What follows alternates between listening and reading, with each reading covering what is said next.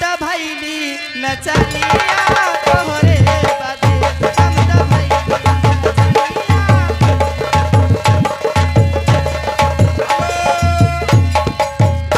ये आगे इंदल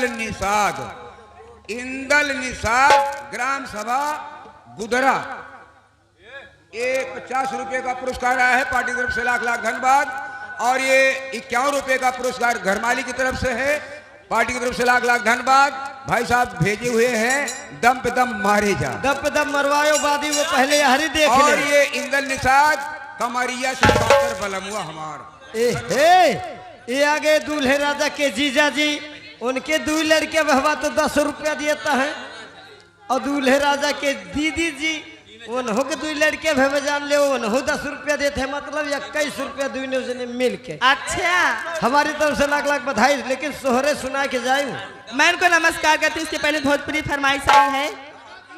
अरे कमरिया से पतर बला मुआ हमार, कमरिया से पतर बला मुआ हमार।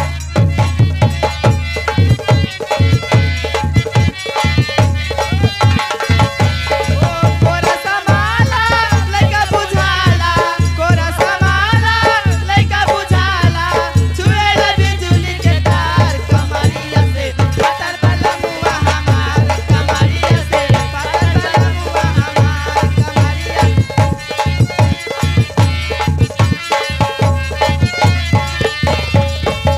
हेलो मैडम, तुम्हारी इंटरव्यू समाप्त। हमारे सीन पर्दे से है। ए जी, लेकिन चलते चलते कहना है मन न खराब करो, जान ली। उसके बाद पहले फरमाइश आई है। अरे लवट के नहीं आए, हे लवट के नहीं आए, अरे बालम नीरा मोहिया लवट के नहीं आए।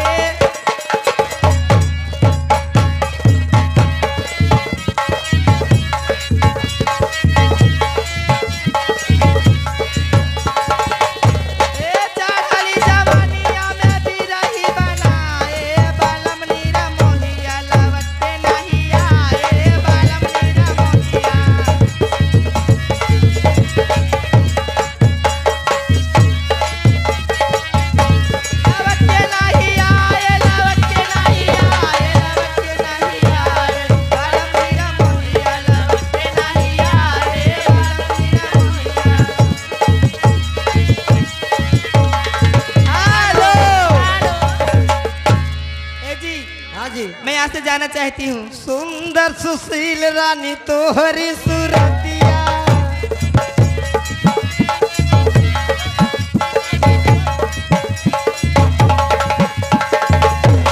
सुंदर सुशील रानी तोहरी सूरतिया, आधी आधी रात याद आवे मीठी बतिया।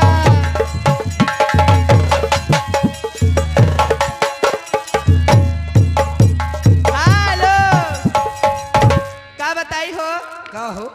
हेलो, ये आगे राजन निषाद उनकी तरफ से आया है 11 रुपए का पुरस्कार, पार्टी की तरफ से लाख लाख धन्यवाद। फरमाइशी भैया, बाहे पुरवैया का लहरा हो रतिया सोए गेन वालम। मैं इनको नमस्कार करती हूँ। अरे बाहे पुरवैया के लहरा हो रतिया सोए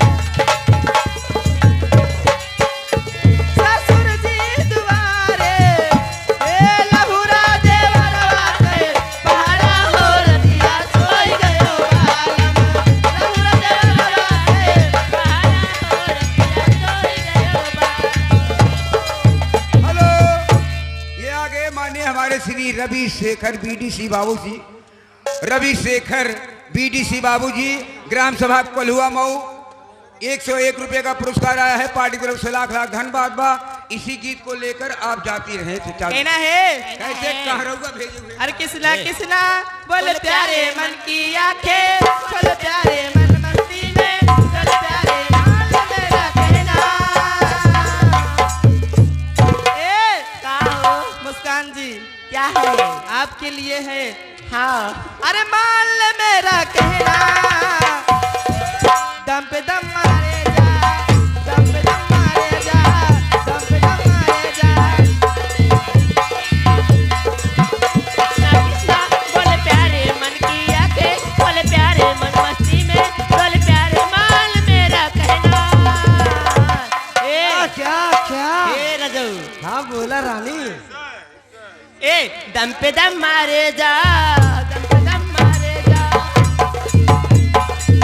हेलो हेलो, ये आगे महेंद्र निषाद, ग्राम सभा कोल्हुआ मऊ, 51 रुपए का फोन पे, 51 रुपए का फोन पे आया है बाबूजी का। पार्टी की तरफ से लाख लाख धन्यवाद बा।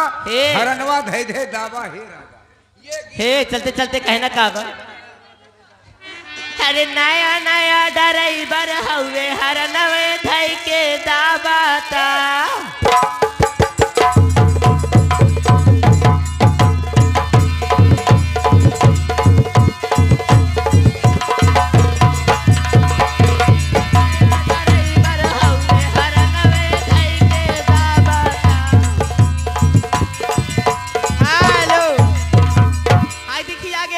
नाम तो नहीं बताए हैं। 11 पुरस्कार के मन को नमस्कार करती हूँ, लेकिन कहना है अरे आने वाले आ गए, आने वाले आ गए, चूड़िया खनकी खनकाने वाले